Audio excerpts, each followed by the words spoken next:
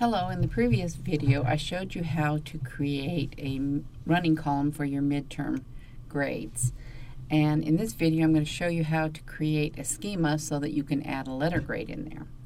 So first of all, before you get started, go and get your grading scale, maybe in your syllabus or wherever you keep it. You're really going to want it because you're going to want to look at these numbers on the left here to help you set up the schema. Let me switch back here. Go into your full grade center, and then go up to Manage, and this time you're going to click on Grading Schemas. Now you'll have one by default in here called Letter, and what I usually do is I just click on the chevron next to it and do a copy, and that way if I mess it up too bad I've got a clean copy to start out with. So go to the letter 2, the copy here, and click on the chevron and do an edit. And I'm going to rename it. And I like to put the word schema in it because it's easier to find on the other end. So I've got that renamed. Now this one I've already worked with, so yours will have more rows and you'll need to do a little bit more work in it. But just to kind of show you real quickly, for example, I know that I don't need this. I know that I don't need to have an A+. I'm going to click that and get rid of that. And then I'm going to get rid of this row. You can delete a row right here, or if you need to add a row, you click on the arrow. So delete and add rows on this right-hand side. And then go along, like I said, if you have your grade scale in front of you, it'll make it much easier.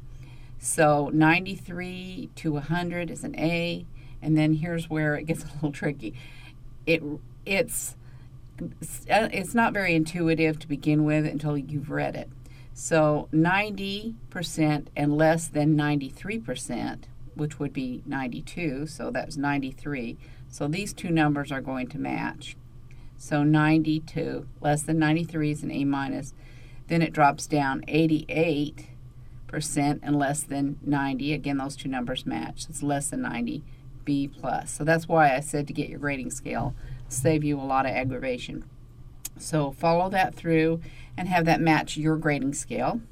Then the other thing you want to check real quickly is on the right-hand side, these cells that say will calculate as, you need to have something between, and it'll probably put it in there for you automatically, but just in case it doesn't, you need to have something between the scores over here. So between 93 and 100, 95 is fine. Between 90 and 92, so 91.75 or 90.75, you could have put 91. As long as it's between those two numbers, you'll be okay. If it isn't, you're going to get an error message. So make sure those numbers are between there. Then just go ahead and click Submit, and now you have created your schema. Okay, so now we're going to go back to the full grade center, to our calculated midterm column, and I'm going to go up here to the chevron and click on that, and then I'm going to choose Edit Column Information. Then I'm going to scroll down and notice the primary is score, which has a score in there, and then the secondary display, I'm going to click and choose my schema. Now, your students will only see the primary score. So let me show you what it would look like to the instructor. And go ahead and hit Submit. Okay, now you can see I have the primary score as their running total, and then next to it the letter grade. That's only I can see the secondary one. So if you want your students to see just the letter grade, then you would make that primary and the score as secondary. Or if you want them to see both, then all you have to do is go up and create another calculated column. Make sure it's calculated and go to Total. And we'll call this, let's call this grade. And then instead of score down here, we'll go ahead with the schema and we'll leave this as none. Now you do have to, since you're creating a new column, you have to go ahead and make sure it says midterm running total. And then this second place, it has to be adjusted to all grade columns and grading period. Then scroll down and hit Submit. Now you'll see I have a column with just the letter grade, and then a column where the students can only see the score. I could go back up here and edit this and remove my secondary if I wanted to. just to none.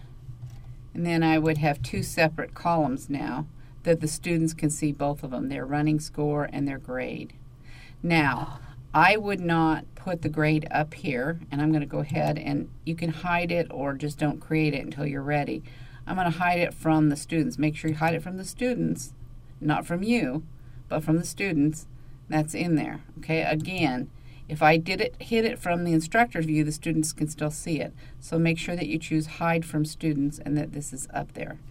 Okay, the reason that I wouldn't show them that is because, for example, all my students they're working this week on this assignment. So they have not finished all their assignments. Now, for example, this person has an A, but if this person did not do this assignment or got an F on it, would radically change that score. The running totals only calculate what the students have done. So, for example, you need to go in and fill in any cell that is empty. You need to put a score, even if it's a 0, in there. Otherwise, for example, if a student had, let's say the student had 2 assignments and they got all the points on both assignments, but they didn't do anything else or got zeros on the rest of them or real low scores, it would still reflect an A because it's only calculating the 2 that they did. So that's why I'm saying it's very important that you do not leave any cells open like this, okay? So, and that's again why I would not show them the letter grade until they had finished all of their assignments, because they may think I'm getting an A when in fact they really aren't. So remember to do that. So that's how easy it is. If you have any questions, please feel free to contact the Center for Teaching and Learning, and we will be glad to help you with it.